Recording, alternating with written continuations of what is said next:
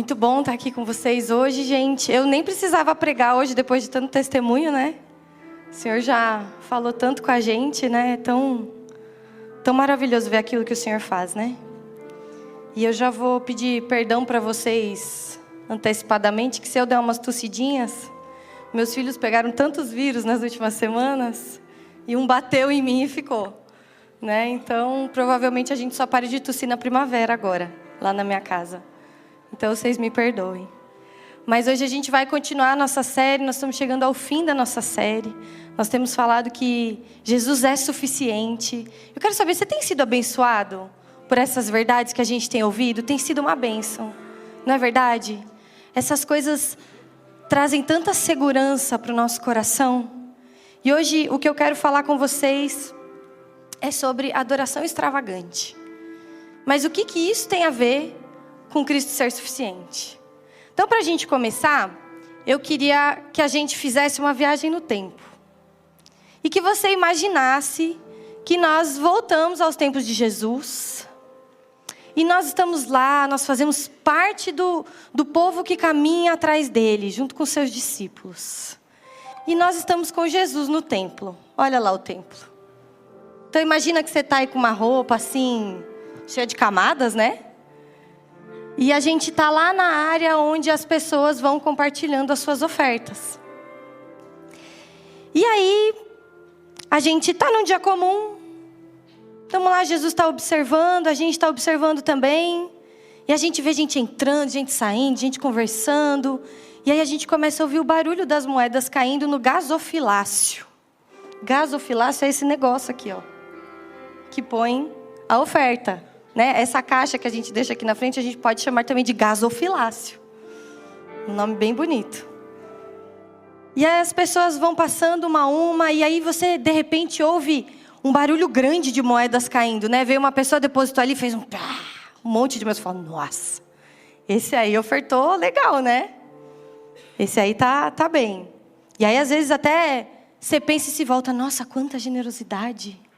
Olha quanta moeda ele está dando. E aí a gente está lá nesse movimento e de repente entra uma mulher. Uma mulher que chama pouca atenção. Talvez ela chame a atenção porque ela está um pouco diferente de todo mundo. As roupas dela são mais simples. Às vezes até um pouco menos do que deveriam ser para aquela ocasião, para estar ali no templo. Talvez ela esteja até mal vestida. As pessoas se reparam nela numa posição de incômodo, né?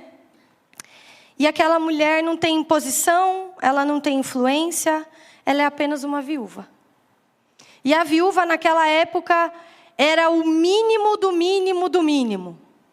Porque se as mulheres já não eram consideradas dignas de confiança, as viúvas então, elas perdiam o direito até de trabalharem. Então elas eram obrigadas a viver de ação social. Elas precisavam, ainda bem que mudou, né, Margarete? Hoje pode trabalhar, né, Mar? Graças a Deus. Mas naquela época não era assim. Então elas viviam do que era dado a elas. Elas eram obrigadas a viver assim. Então provavelmente aquelas roupas que ela estava, ela ganhou, ela conseguiu em algum lugar. Ela não é que nem a gente que vai numa loja, escolhe uma roupa. Ela precisava viver daquilo que ela recebia. Ser viúva naquele tempo quase sempre significava vulnerabilidade, dependência e escassez. E aquela viúva, então, a gente está lá olhando, ela pega dentro da sua pequena bolsa e ela pega 2 moedas. E ela coloca dentro do gasofilácio. A gente não vai ouvir um barulho tão grande de moedas assim, como dos outros ofertantes, não é mesmo? Mas a gente repara que ela não pega 2 moedas de uma parte do que ela tem. Sabe quando você vê que a bolsa fica vazia? Fica aquela coisa caidinha assim, sem nada dentro? A gente percebe, junto com Jesus, que aquela mulher compartilhou tudo que ela tinha. Tudo que estava disponível ali. As moedas caem, então, no gasofilácio, e o som é tão pequeno que quase ninguém percebe. E eu queria saber como você se sentiria se você estivesse lá naquele momento. Será? Não precisa responder. Será que você prestaria atenção nessa mulher? Eu acho que eu não. Talvez eu ia olhar e falar, nossa, mas precisava ter vindo vestida assim, né, minha irmã? Mas Jesus prestou. E a Bíblia narra essa história e hoje nós vamos ler essa história juntos. Então eu queria convidar você a abrir a sua Bíblia em Marcos 12.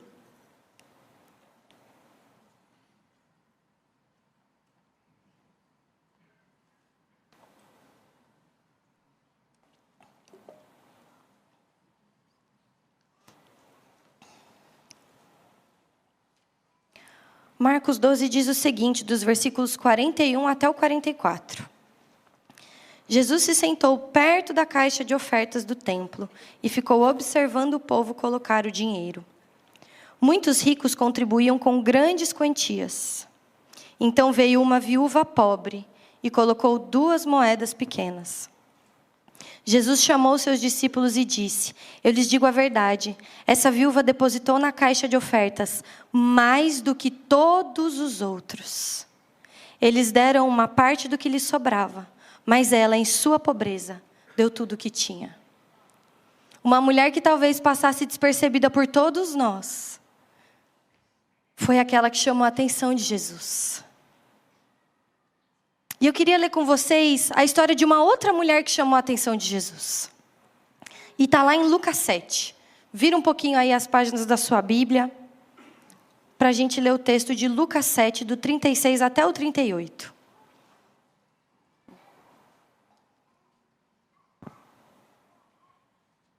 É um contexto completamente diferente, um lugar completamente diferente, são histórias diferentes, mas a gente vai perceber que a reação dessas 2 mulheres tem algumas semelhanças importantes. Então lá em Lucas 7, a Bíblia nos diz o seguinte, fala sobre a mulher do vaso de alabastro. Um dos fariseus convidou Jesus para jantar. Jesus foi à casa dele e tomou um lugar à mesa. Quando uma mulher daquela cidade, uma pecadora, soube que ele estava jantando ali, trouxe um frasco de alabastro contendo um perfume caro. Em seguida, ajoelhou-se aos pés de Jesus chorando. As lágrimas caíram sobre os pés dele. Ela os secou com o seu cabelo e continuou a beijá-los e a derramar perfume sobre eles. A gente vê aqui 2 histórias diferentes. 2 mulheres diferentes. E eu acho interessante que a Bíblia não fala o nome de nenhuma delas. A gente sabe que é uma viúva pobre e a gente sabe que é uma pecadora. 2 mulheres que são praticamente desconsideradas, né? Quando a gente pensa na sociedade daquela época. Então a gente vê que na história da viúva pobre, Jesus estava observando o povo no templo e ele via que muitos ricos davam grandes quantias, mas veio uma viúva e deu 2 pequenas moedas. A Bíblia fala que isso é 1 quadrante. Gente, 1 quadrante é menos que 1 denário. É muito pouco, né? 1 denário era o salário de um dia de trabalho. 1 quadrante é basicamente nada. Então Jesus disse que ela deu mais do que todos os outros, porque os outros ofertantes deram o que sobrava, ela deu tudo o que tinha. E aí, por outro lado, a gente vê a história da mulher do vaso de alabastro. Jesus estava jantando na casa de um fariseu, e uma mulher que Lucas faz questão de descrever como uma pecadora, estava esperando por ele. Ela sabia que ele estaria ali. Ela ungiu os pés de Jesus com um perfume caro, chorava e enxugava suas lágrimas com os cabelos. Irmãos, a gente precisa ter dimensão do nível de vergonha que isso representa. Só o fato daquela mulher estar ali, ela não tinha sido convidada para estar lá. O fato dela estar com os cabelos soltos, ela não podia estar. Principalmente diante de uma reunião de homens. Todos sabiam quem ela era. Tanto que Simão, depois a gente não leu porque não vai dar tempo de ler o texto completo, mas Simão olha aquela ação dela e aí Simão fala, se Jesus fosse um profeta mesmo, ele saberia quem é essa mulher. Ele saberia que ela é uma pecadora. Ele jamais deixaria ela fazer o que ela está fazendo. E aí Jesus conta uma pequena parábola para Simão e conclui, ela foi muito perdoada e por isso ela muito ama. E aí a gente vê 2 mulheres que entregam tudo o que tem.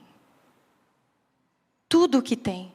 Uma mulher que era excluída da sociedade, como a mulher do vaso de alabastro, ela também não tinha muitas posses para poder compartilhar. Talvez ela chegou e falou, isso daqui é o mais precioso que eu posso oferecer. Talvez aquela viúva, olhando para o que ela tinha, ela falou, eu só tenho 2 moedas. É o mais precioso que eu posso oferecer. E aí tem algumas semelhanças que eu quero falar com vocês sobre essas 2 histórias. E a primeira delas é que as 2 tiveram uma atitude de adoração.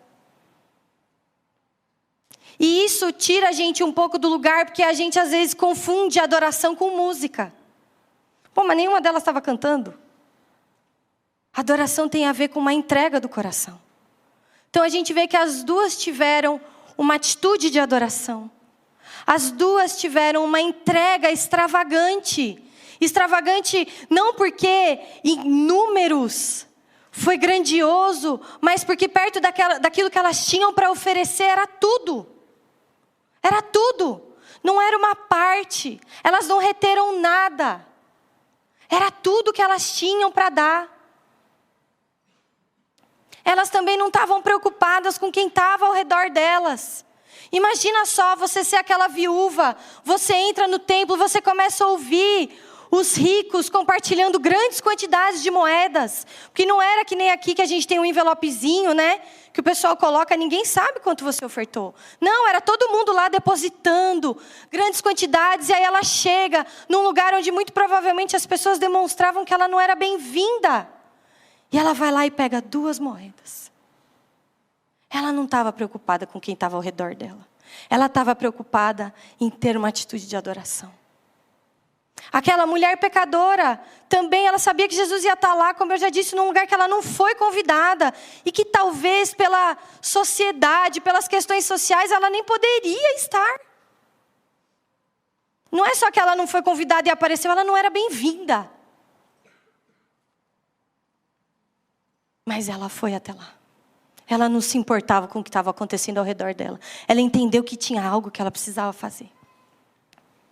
Essas 2 mulheres eram excluídas da sociedade. Como vocês sabem, né, naquela época, só o fato de ser mulher já te colocava numa posição inferior. Se você era uma pecadora conhecida, então era mais ainda. Se você era uma viúva, meu Deus do céu. Nenhuma das 2 eram bem-vindas. Mas as 2 tinham um coração grato. As 2 tinham recebido algo da parte de Deus, que elas falaram, eu preciso dar alguma coisa para agradecer. Eu preciso de alguma maneira responder aquilo que eu recebi. E por fim, elas sabiam que Jesus era tudo de que precisavam. Por isso elas não calcularam o custo.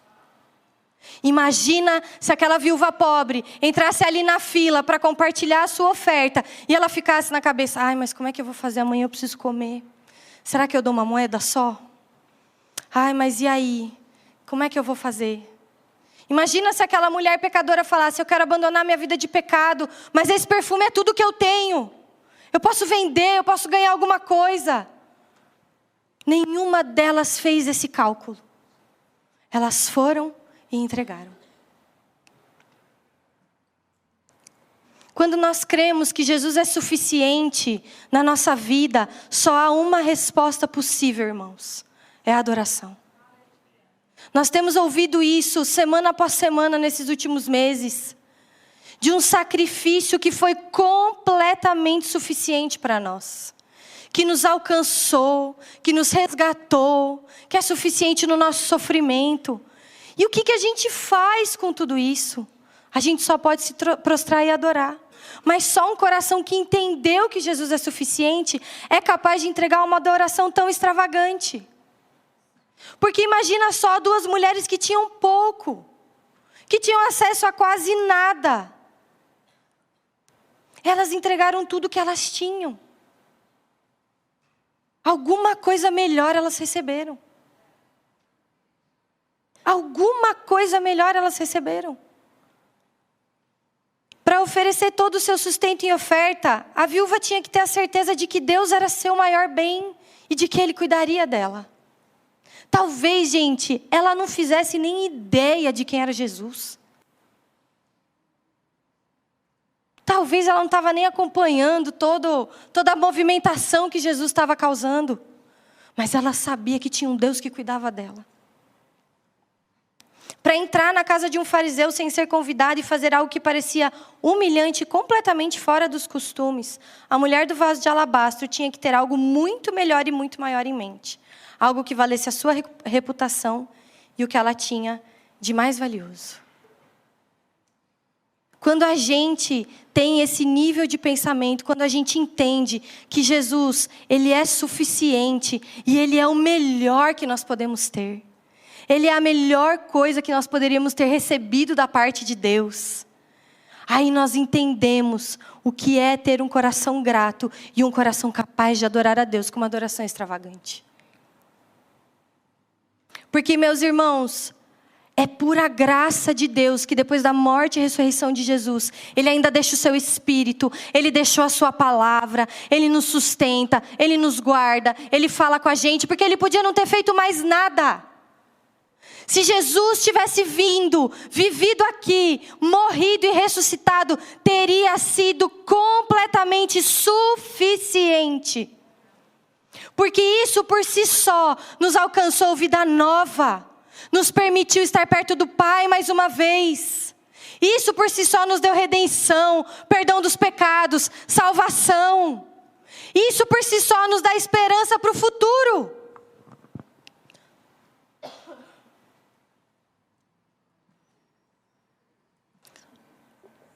No seu livro, A Celebração da Disciplina, Richard Foster ensina que a adoração também é uma disciplina.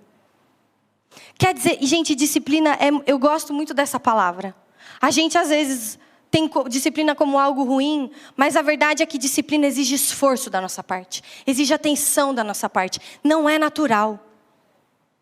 Tudo que eu preciso ser disciplinada para fazer não é natural para mim. Eu preciso ser disciplinada para ir para a academia, irmãos. Eu não sou. Estou orando para Deus ter misericórdia de mim. Adoro fazer exercício. Mas eu preciso ser disciplinada. Não é natural para mim, mas é importante. Preciso de disciplina. Aí a gente entende que a vida devocional também exige disciplina. E a adoração também exige disciplina. Porque essas coisas, se a gente espera que elas venham com naturalidade, meu irmão, ela nunca vai vir. Talvez uma vez ou outra, né? Quando Deus te abençoa muito, você fala, oh, aleluias, vou adorar Jesus. Cheguei no domingo hoje empolgadaço. Mas mais para frente a gente vai ver que a adoração também é fruto de quando as coisas não vão bem.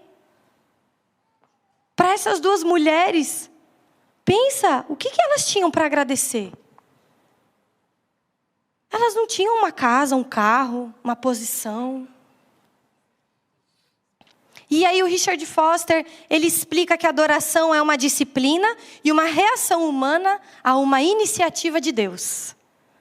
Nós respondemos ao que o Senhor fez e faz por nós. A adoração não é troca. Eu não venho aqui de domingo e eu adoro ao Senhor, e aí eu adoro com meus dízimos e ofertas, para que então eu receba alguma coisa da parte de Deus, ou para que então eu proteja aquilo que eu acho que Deus me deu. Eu adoro porque eu já recebi. Eu recebi vida nova. Irmão, você já parou para pensar no que quer dizer nascer de novo? Deus não veio e fez uma reforma na gente.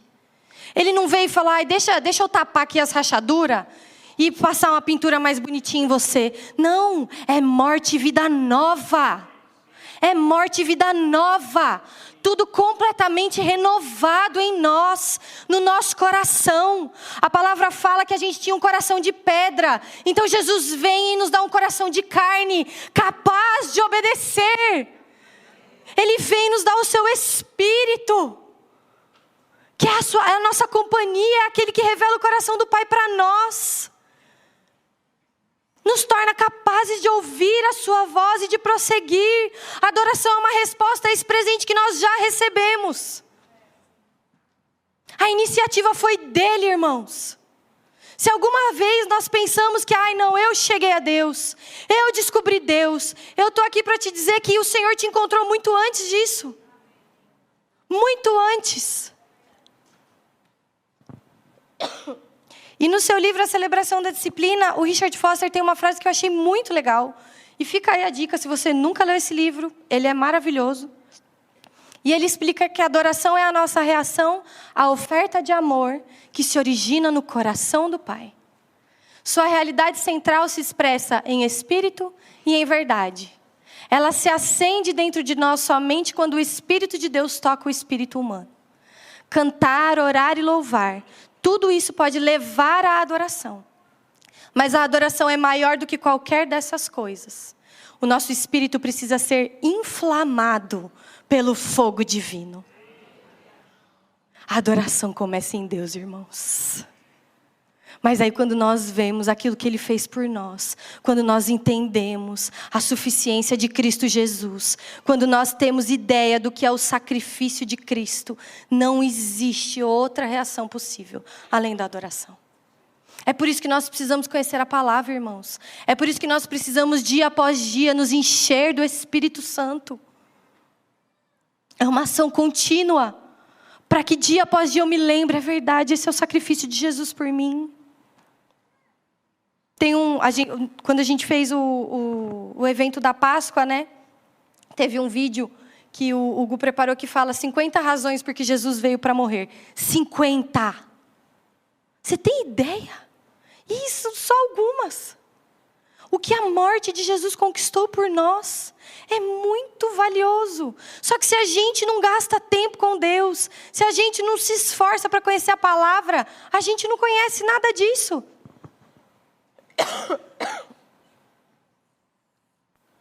Então, diante de tudo isso, o que a gente entende que é adoração?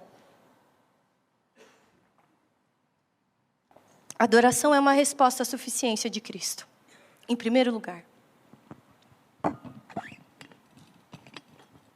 Adoração também é louvar a Deus por quem Ele é e pelo que Ele faz.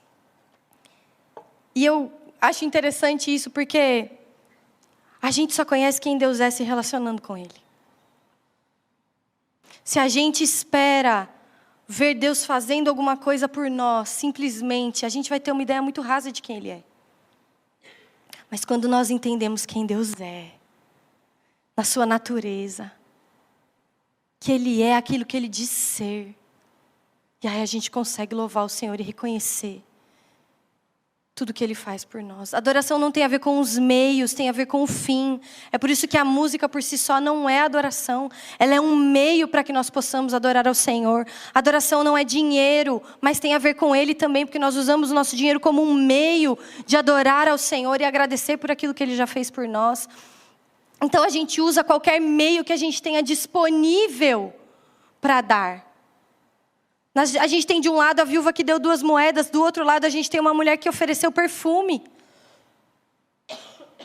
Não importa o que nós usamos, importa o que nós temos de mais precioso que nós podemos oferecer ao Senhor. E também não tem a ver com quanto eu dou, não tem a ver com quanto eu dou dos meus recursos, não tem a ver com quanto eu dou do meu tempo, mas tem a ver com o meu coração. Qual é o meu coração quando eu ofereço algo ao Senhor? E por fim, a adoração custa alguma coisa. Por isso que ela é uma disciplina. Às vezes adorar o Senhor vai custar mais do seu tempo. Às vezes adorar ao Senhor vai custar mais do seu recurso financeiro. Às vezes adorar ao Senhor vai custar mais da sua atenção. O John Piper fala, eu acho muito legal, que ele fala que quando a gente chegar no céu, a gente não vai poder dizer para Deus que a gente não tinha tempo para orar. Porque ele fala assim, se você chegar para o Senhor e falar que você não tinha tempo para orar, Ele vai buscar o relatório do tempo que você passou nas redes sociais. Custa, irmãos. Custa. Abrir mão de alguma coisa custa. Abrir mão de alguma coisa custa. Então, adoração custa. Às vezes a gente se enamora, se apaixona por um evangelho que não exige nada de nós. Mas eu estou aqui para dizer, meu irmão, que esse não é o evangelho de Cristo Jesus. Jesus nos deu tudo, nós não precisamos fazer nada para a nossa salvação, nós não precisamos. É nossa, pela graça do Senhor, é de graça. É de graça, mas se nós queremos desfrutar dessa salvação plenamente, genuinamente, com mudança de mente e de coração, existe algo que precisa ser movimentado em nós. Algo que precisa mudar dentro de nós. E isso envolve abrir mão de algumas coisas.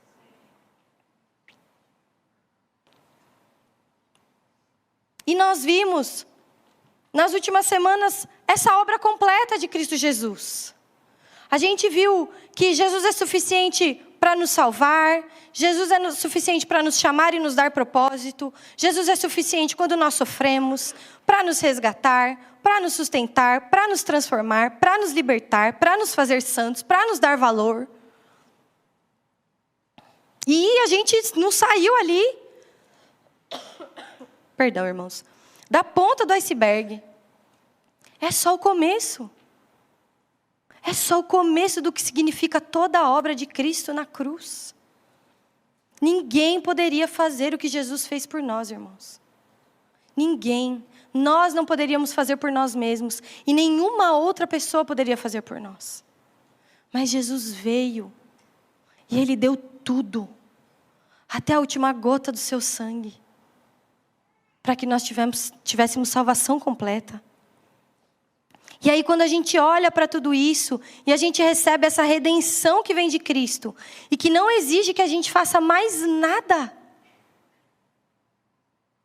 que a gente apenas viva para Ele, nosso coração precisa se dobrar.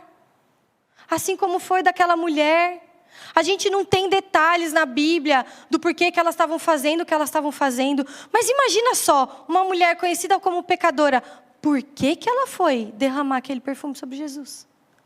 Imagina só, alguém, a sociedade olhava para ela e ela já era chamada daquela maneira. Não tinha mais jeito, não tinha mais volta. Então de repente ela ouve falar sobre alguém que perdoa os pecados. Porque Jesus, quando foi lá o paralítico, os amigos desceram o paralítico lá. E aí Jesus falou o que para ele primeiro? Jesus manda ele levantar primeiro? Seus pecados estão perdoados. Seus pecados estão perdoados. Sabe por que Jesus fala isso primeiro, irmãos? É muito mais difícil perdoar pecado do que curar um paralítico. Mas Jesus é capaz. Agora imagina para uma mulher que não tinha mais esperança de ter a sua vida mudada, ouvir falar de um homem que perdoa os pecados, que permite realmente nascer de novo. Nascer de novo. Viver uma vida diferente. Acho que ela entrou na casa dela e falou, o que eu tenho que eu posso dar para ele? Porque ninguém nunca me ofereceu tudo isso. Irmãos, essa é a nossa história.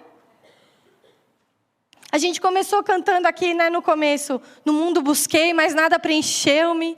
Canções tão vazias, tesouros que um dia se consumarão. Então você veio e me trouxe para perto. Essa é a minha história, a sua história. A gente estava procurando vida em coisas que não podem nos dar vida, em coisas vazias. Então Cristo veio e nos trouxe para perto. E de repente, como o Silvio compartilhou aqui no testemunho dele, de repente as outras coisas não satisfazem mais a gente. É só Jesus, é só a presença de Jesus. Imagina para uma mulher que a sociedade lembrava ela daquilo todos os dias. Lembrava do pecado dela todos os dias. O alívio que foi se encontrar com Jesus. O alívio de falar, meu Deus, Ele me vê diferente. Ele vê o que ninguém mais vê em mim. Eu preciso dar para Ele o que eu tenho de mais precioso. A obra de Cristo é completa, irmãos. E aí, continuando o texto de Lucas, né? O que Jesus fala? Jesus conta uma parábola sobre o perdão dos pecados. E aí Jesus fala, eu lhe digo, Simão, que era o fariseu, né? Os pecados dessa mulher, que são muitos, foram perdoados. E por isso ela demonstrou muito amor por mim. Mas a pessoa a quem pouco foi perdoado, demonstra pouco amor. E eu quero te perguntar nessa manhã, você foi muito ou foi pouco perdoado? Eu fui muito perdoada, irmãos. Eu fui muito perdoada. Se eu começar a contar aqui, talvez vocês não vão querer ser mais meus amigos, então é melhor a gente deixar isso para um outro momento. Eu fui muito perdoada, irmãos. Muito perdoada. Muito perdoada. Eu recebi muita graça, muita misericórdia. E eu creio que você também. E nós recebemos todos os dias. Que Deus não escolhe os filhos preferidos. Ele oferece a sua graça e a sua misericórdia a nós todos os dias. Então quem é muito perdoado, muito ama, muito adora, muito entrega.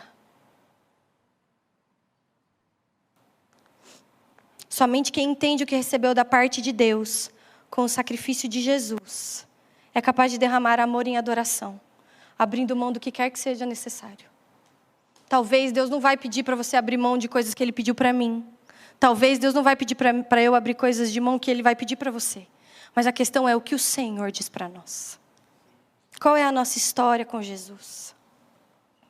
Então, quando a gente tem noção disso, quando a gente entende o tamanho dessa salvação e dessa suficiência de Cristo, o nosso coração se torna como dessas duas mulheres, que olham e falam, o que eu posso oferecer de melhor para Ele?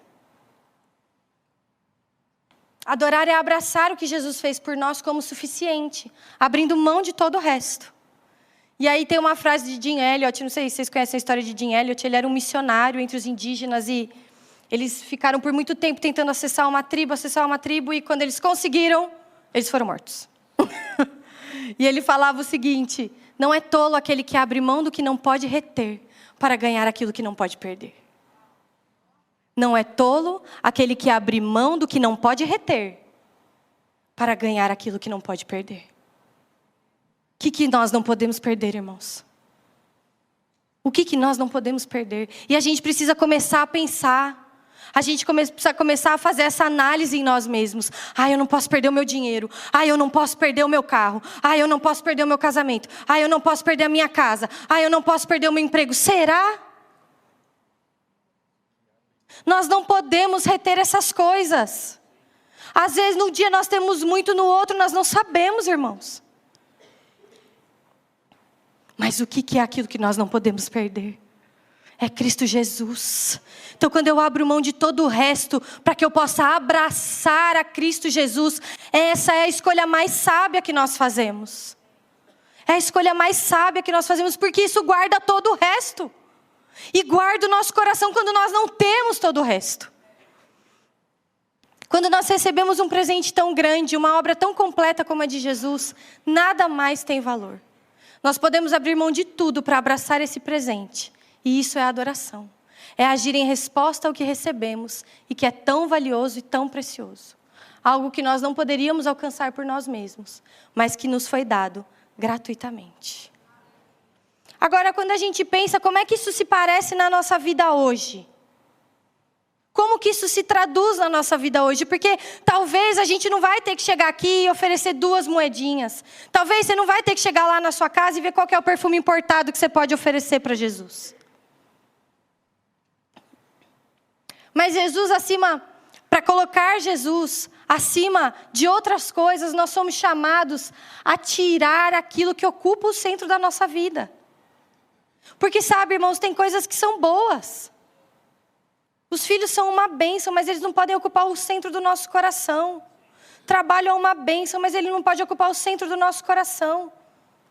Dinheiro é uma bênção, mas ele não pode ocupar o centro do nosso coração. Posição não pode ocupar o centro do nosso coração. Quando Jesus é suficiente, eu não preciso do reconhecimento das pessoas para ter valor. Então a minha posição importa menos. Eu não preciso que tudo dê certo para eu ter paz. Eu sei que a minha vida está nas mãos dele. Eu não preciso controlar todas as circunstâncias para descansar, porque eu sei que enquanto eu descanso, meu Senhor trabalha. Eu não preciso que os outros me aprovem para saber quem eu sou, porque eu sei que eu fui encontrada, aprovada, redimida, transformada e salva pelo meu Senhor. As coisas mudam de lugar. A proporção das coisas se transforma. O muito vira pouco, o pouco vira muito, o pobre vira rico. Jesus bagunça essas coisas, para que a gente coloque Ele no centro da nossa vida, e para que a gente viva para Ele. O que então a gente pode oferecer para Ele em adoração? A melhor coisa que nós podemos oferecer é o nosso coração inteiro. A melhor coisa. Tem aquela música que a gente canta, né? O que posso dar ao Deus que tem tudo? Te dou o meu coração. Te dou o meu coração. Tem uma frase de Dietrich Bonhoeffer, no Custo do Discipulado, que ele fala: quando Cristo chama um homem, ele o convida a vir e a morrer. E quando a gente morre, não tem posses, não tem reputação, não tem posição. É uma vida inteira dedicada a Jesus. É um coração todo dedicado a Jesus. Adoração extravagante tem a ver com o nosso coração e com a maneira como nós escolhemos viver. Envolve o que nós temos, o que nós damos, o que fazemos. Envolve tudo em nós. São atitudes que seguem um coração cheio de gratidão pelo favor imerecido e suficiente do nosso Salvador. Tem um versículo em Amós, em que o Senhor fala: chega de seus ruidosos cânticos de louvor, não ouvirei a música de suas harpas. Em vez disso, quero ver uma grande inundação de justiça, um rio inesgotável de retidão. O que posso te falar, irmão? Cantar qualquer um canta. A gente vive num tempo que o cara canta funk num dia e louvor no outro. Não conheço a história de vida do irmão. Mas a música sem o coração não quer dizer nada. Jesus está falando aqui: eu quero retidão, eu quero justiça, eu quero um coração completamente entregue a mim. Eu quero um coração que reconhece o meu valor, que reconhece o meu sacrifício, que sabe quem eu sou, que desfruta da grande salvação que eu venho oferecer. É assim que nós podemos adorar, meus irmãos. E aí os meios que a gente usa para responder a isso, aí a gente pode até escolher. Eu venho aqui, eu adoro de todo o meu coração. Eu amo quando a gente canta essas músicas, né, que falam: eu era desse jeito, veio Cristo e fez isso. Que, irmãos, é a gente olhar para nós e falar: eu não poderia ter feito isso por mim mesmo. É olhar para a nossa vida e falar: Senhor, como é que eu saí daquilo? Só a graça de Jesus. Só a graça de Jesus. O problema não é possuir outras coisas, irmãos, mas é precisar delas para a gente se sentir completo. Porque a plenitude só está em Jesus. A gente pode passar a vida buscando outras coisas, buscando satisfação em um mundo de coisas, mas o único que vai fazer com que a gente seja completo é Cristo Jesus. Vocês ouviram o testemunho do meu pai? No momento de maior ganho financeiro dele, ele precisou perder tudo para encontrar o que tinha de mais valor. Para encontrar o que realmente fazia dele completo. Então, se Jesus é suficiente, e se a gente entende tudo isso, o que a gente ainda está usando para completar aquilo que só Ele pode preencher? Pode ser muita coisa. Pode ser a aprovação das pessoas, pode ser o sucesso, pode ser um relacionamento, pode ser a segurança, uma versão idealizada do futuro, o dinheiro que eu tenho, minhas ideias e pensamentos, o controle. E aí eu botei um risquinho ali para você preencher. Que pode ser mais um mundo de outras coisas. Mas Jesus hoje está nos chamando a abrir mão daquilo que nós não podemos reter, para que a gente possa abraçar o que nós não podemos perder. E eu quero finalizar falando com vocês sobre duas histórias. Porque parece fácil, né? Falar de adoração quando as coisas vão bem na nossa vida, não é verdade? A gente sempre tem desafios, mas tem uns assim que às vezes incomodam a gente, mas você fala: ai não, beleza, vamos seguir. Mas tem uns que tiram o nosso sono. Então, como é que a gente adora quando as coisas não vão bem? E eu queria contar para vocês a história de duas pessoas. A primeira delas é a Corrie ten Boom. Alguém já ouviu falar dela? A Corrie é essa senhorinha aqui. E ela tem algo em comum com a história desse senhor, que chama Horatio Spafford. Eu não sei falar o nome dele. Mas duas histórias têm algo em comum, que é o coração. A Corrie foi uma cristã, ela conheceu o Senhor desde cedo e junto com a sua família, ela escondia famílias de judeus na sua casa durante a Segunda Guerra Mundial. A cidade dela tinha sido invadida por exércitos nazistas. E os vizinhos dela eram judeus, então eles criaram um quarto na casa, dentro do quarto dela, eles construíram um quarto que eles chamavam de quarto secreto. Porque essas famílias de judeus viviam no porão da casa deles. E quando o exército batia lá, para checar se tinha algum judeu escondido, eles entravam nesse quarto secreto. E ninguém encontrava eles lá. E ela foi presa quando a polícia não descobriram esses judeus na casa dela, mas descobriram que eles faziam parte de um movimento de pessoas que procurava ajudar os judeus. E ela foi presa junto com a sua irmã, junto com o seu pai. O seu pai morreu na prisão, a sua irmã também. E ela passou muitos anos em um campo de concentração junto com a sua irmã. E ela já tinha 50 anos nessa época. Ela fazia trabalhos forçados, ela e a irmã dela. E elas viviam, eram barracões, né? Não era um lugar construído. Então as células eram barracões. E tinha tanta pulga e tanto piolho nos barracões que nem os guardas entravam lá dentro. Então elas mantinham uma Bíblia escondida lá dentro do barracão, porque os guardas não tinham coragem de entrar, porque senão eles iam pegar piolho. E a irmã dela falava para ela, Corrie, vamos adorar a Deus, vamos agradecer a Deus pelos piolhos. E toda noite, elas liam a Bíblia com as outras mulheres presas e cantavam louvores ao Senhor. Dentro de um campo de concentração. A Corrie perdeu a irmã dela nesse lugar. Mas depois ela foi solta e viveu para continuar adorando ao Senhor por aquilo que Ele fez na vida dela.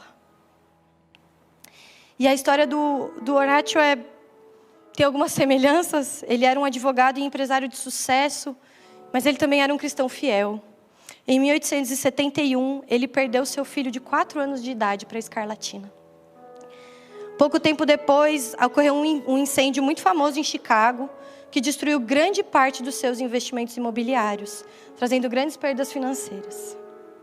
Então, em 1873, ele decidiu que ele e sua família fariam uma viagem para a Europa. Mas aí eles tinham alguns compromissos de trabalho, então ele mandou a esposa dele junto com as 4 filhas de navio antes dele. E esse navio bateu em outro no meio do oceano e naufragou. E as 4 filhas dele morreram. A mulher dele, quando chegou na Europa, mandou um telegrama para ele, escrito, fui salva sozinha. Porque ela se agarrou aos escombros e não naufragou. Diante disso, ele embarcou imediatamente para encontrar sua esposa. E no meio da viagem, o capitão do navio mostrou para ele o lugar onde aconteceu o naufrágio. E onde as suas 4 filhas morreram. E foi ali, naquele lugar, que ele escreveu a música que a gente canta, que se chama It Is Well With My Soul. Está tudo bem com a minha alma. Em português a gente canta, sou feliz com Jesus. Essa música, em inglês fala, quando a paz, como um rio, acompanha o meu caminho. Quando as tristezas se levantam como as ondas do mar. Está tudo bem com a minha alma. Ele não estava dizendo que ele não estava sofrendo, mas ele estava dizendo, se eu tenho que perder, eu já ganhei algo muito mais precioso. Irmãos, quando a gente enfrenta a dor e o sofrimento, nós não perdemos Cristo Jesus. Ele vai com a gente no barco. E tanto a Corrie quanto o Horatio entenderam isso. E para a gente finalizar, eu quero falar com você sobre a verdadeira definição de adoração. Segurar menos as coisas deste mundo, porque descobrimos que Cristo é suficiente. É tudo de que precisamos. E é entregar aquilo que nós não podemos reter. A banda pode subir. E quando a gente estava aqui no louvor, o Senhor começou a me lembrar de uma frase da Corrie, que diz o seguinte, nunca tenha medo de confiar um futuro desconhecido a um Deus conhecido. Nós só podemos adorar de maneira extravagante, irmãos, quando nós não temos medo do futuro. Mas a gente só não tem medo do futuro quando a gente conhece o Deus em quem a gente confia. Nós só podemos entregar tudo que nós temos, porque nós sabemos que Ele cuida do nosso futuro. Ele cuida do nosso amanhã e que Ele já está lá. O Deus que está aqui hoje está lá.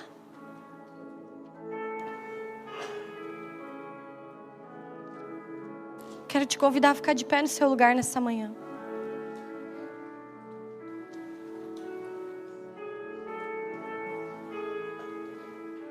Nós ouvimos hoje 4 histórias.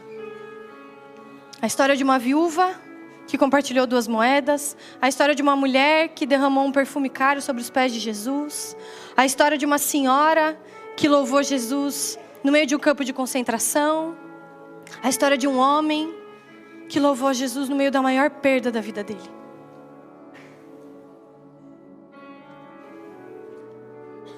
Todos eles abriram mão de alguma coisa. Todos eles reconheceram que o que Cristo fez por eles era muito mais precioso e muito maior do que aquilo que eles tinham e não podiam reter. E nós temos ouvido isso nas últimas semanas. Cristo é suficiente. Cristo é suficiente. Cristo é suficiente. Você precisa de transformação? Cristo é suficiente. Você precisa de salvação? Cristo é suficiente. Você precisa de redenção? Cristo é suficiente. Você está sofrendo? Cristo é suficiente. Você acha que você não tem valor? Cristo é suficiente. Qual vai ser a nossa resposta, irmãos? Qual vai ser a nossa resposta diante da suficiência de Cristo? Será que nós somos capazes de adorar em todas as circunstâncias? Nós vamos cantar de novo essa música que a gente cantou no começo. Eu quebro o meu vaso. E eu quero te convidar a fazer um ato agora. Qual é o vaso que você precisa quebrar? Qual é o vaso que você precisa quebrar? O que é aquilo que você está tentando se segurar com todas as suas forças? Que você fala, eu abro mão de todo o resto, mas disso não.